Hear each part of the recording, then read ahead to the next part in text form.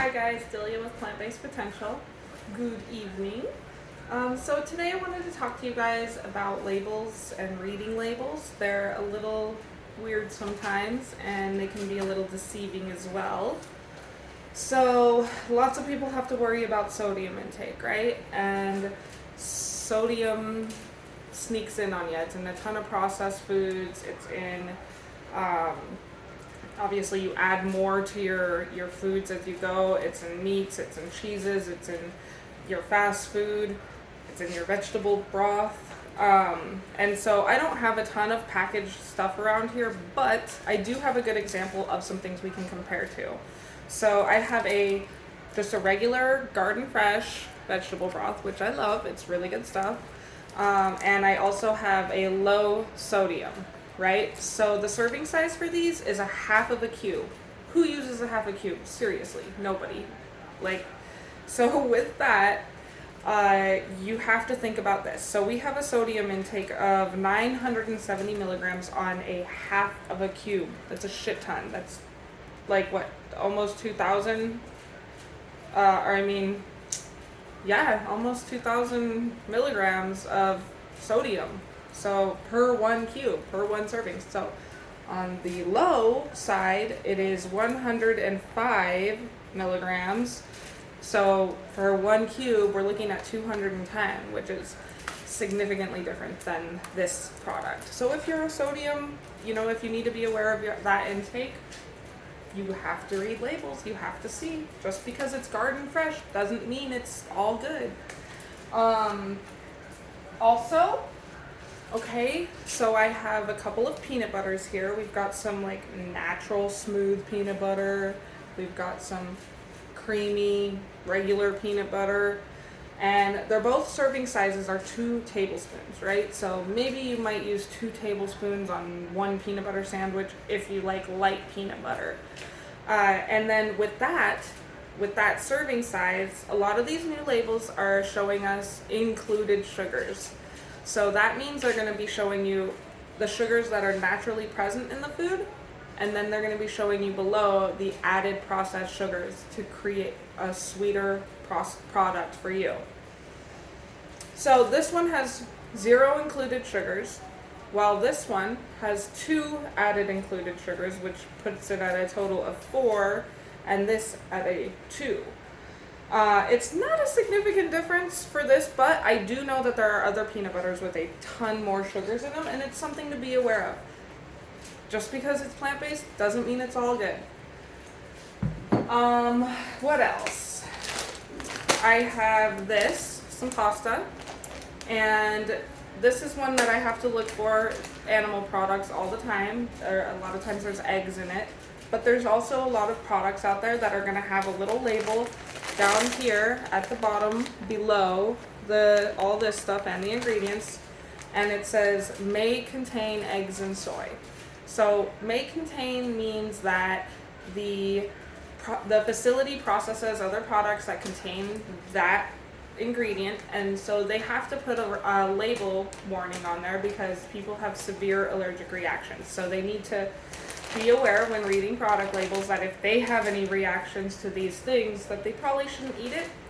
But also, if you're really committed to not ever having your food touch those products, then don't buy it, But otherwise, it is not in your food. It is just something that is around that other food.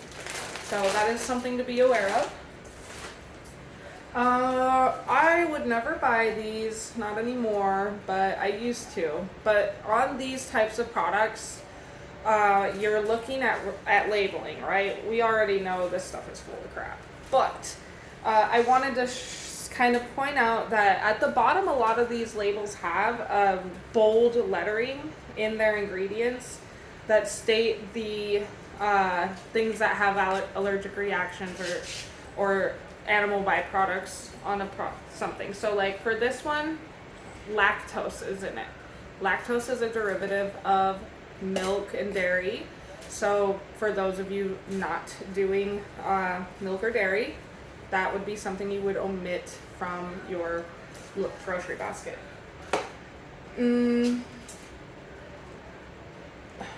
So again, I think that the reason why there's so much dang sugar in these things is because sugar, it acts as like a fermenter, and this is supposed to be a fermented drink, and there's a lot of sugar in this thing.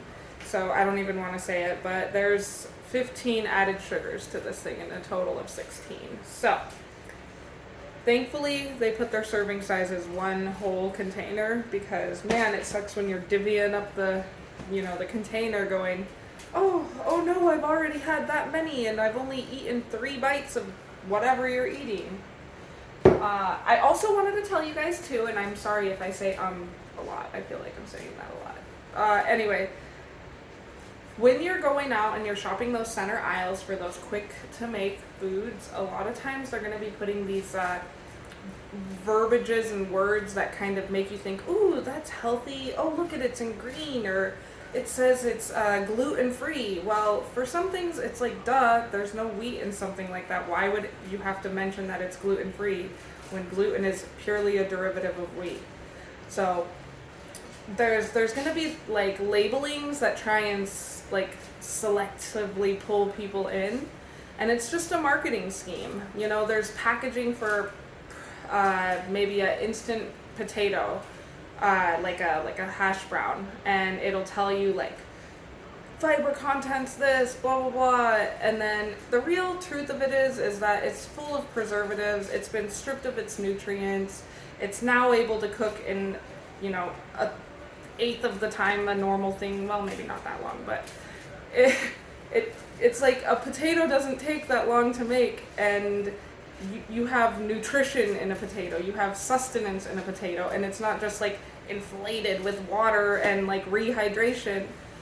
And then on top of it, those packagings, even they give you these tiny little servings. You wish you had multiple packages to fill your belly, and the sodium content is out the roof, and you're eating like a third of that for one serving, and it's crazy.